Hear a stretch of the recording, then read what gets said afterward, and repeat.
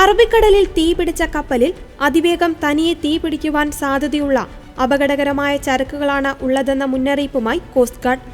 അപകട സമയത്ത് മണിക്കൂറിൽ 14 നോട്ടിക്കൽ മൈൽ വേഗതയിലാണ് കപ്പൽ സഞ്ചരിച്ചത്. യാത്ര തുടങ്ങി 11-ാം മണിക്കൂറിലാണ് അപകടം നടന്നത്. കപ്പലിൽ 22 പേരാണ് ഉണ്ടായിരുന്നത്. ഇവരിൽ 18 പേർ കടലിലേക്ക് ചാടി.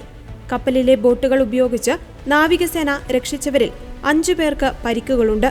അതേസമയം 4 പേരെ കാണാനില്ലെന്നും വിവരമുണ്ട്. കപ്പലിലെ തീ അണയ്ക്കുവാനായിട്ടില്ല. നാവികസേനയുടെയും കോസ്റ്റ് ഗാർഡിന്റെയും കപ്പലുകൾ അപകടം നടന്ന ഇടത്തേക്ക് പുറപ്പെട്ടു. 20ഓളം കണ്ടെയ്നർ കടലിൽ വീണിട്ടുണ്ടെന്നും വിവരമുണ്ട്. കപ്പിത്താനും 3 എഞ്ചിനീയർമാരും ഇപ്പോഴും കപ്പലിൽ തുടരുന്നുണ്ട്. കപ്പലിൽ കണ്ടെയ്നറുകൾ സൂക്ഷിച്ച സ്ഥലത്താണ് അപകടമുണ്ടായത്. മാംഗ്ലൂരിൽ നിന്നുള്ള ICGS രാജ്ദൂത്, കൊച്ചിയിൽ നിന്നുള്ള ICGS അർണുവേഷ്, അഗത്തിയിൽ നിന്നുള്ള ICGS സാച്ചത്ത് എന്നിവ സഹായത്തിനായി തിരിച്ചുവിട്ടതായി കോസ്റ്റ് ഗാർഡ് അറിയിച്ചു.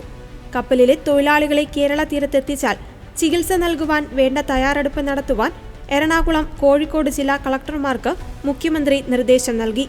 കോഴിക്കോട് തീരത്തു നിന്നും 144 കിലോമീറ്റർ വടക്കു പടിഞ്ഞാറായാണ് കപ്പൽ അപകടമുണ്ടായത്. ബേപ്പൂരിൽ നിന്ന് 70 നോട്ടിക്കൽ മൈൽ അകലെയും അഴീക്കലിൽ നിന്ന് 40 നോട്ടിക്കൽ മൈൽ ദൂരത്തുമായാണ് അപകടം സംഭവിച്ചിരിക്കുന്നത്. 10 മണിക്കൂർ മുൻപാണ് കപ്പൽ കൊളംബോ തീരത്ത് നിന്ന് യാത്ര തുടങ്ങിയത്. നാളെ രാവിലെ കപ്പൽ മുംബൈ തീരത്ത് എത്തേണ്ടതായിരുന്നു.